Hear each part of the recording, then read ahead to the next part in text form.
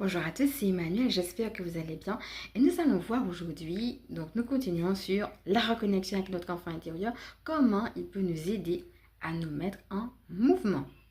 Alors pour ceux et celles qui ne le savent pas, nous sommes partis sur une série autour du thème de la reconnexion intérieure, avec notre enfant intérieur. Donc n'hésitez pas à voir les vidéos au fur et à mesure.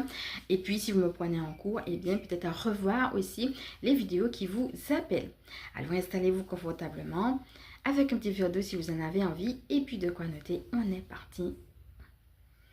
Alors tout d'abord, comme d'habitude, je vais vous dire bienvenue si vous êtes nouveau sur cette chaîne. Et puis, merci de faire partie de cette communauté, à vous tous. Merci pour vos mots chaleureux également. Et pour celles qui ne me connaissent pas, sachez qu'il y a une présentation de moi en fin de vidéo.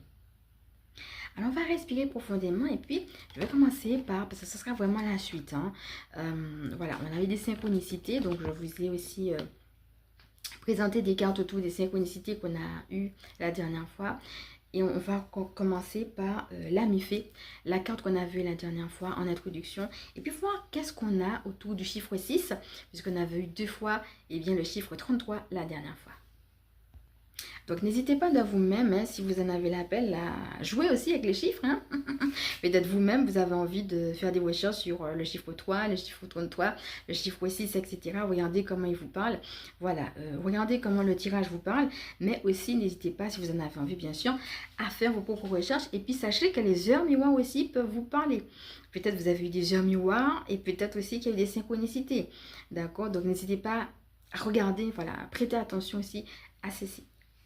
Voilà, on va respirer profondément.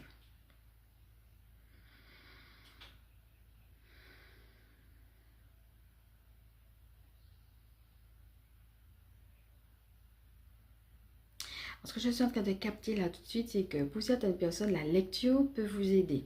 Pour certaines personnes, peut-être, on avait parlé des gens qui sont un petit peu à part la dernière fois, et on va justement remontrer la carte.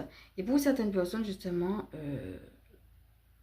le fait aussi de lire peut vous aider et vous êtes déjà dans une grande bénédiction.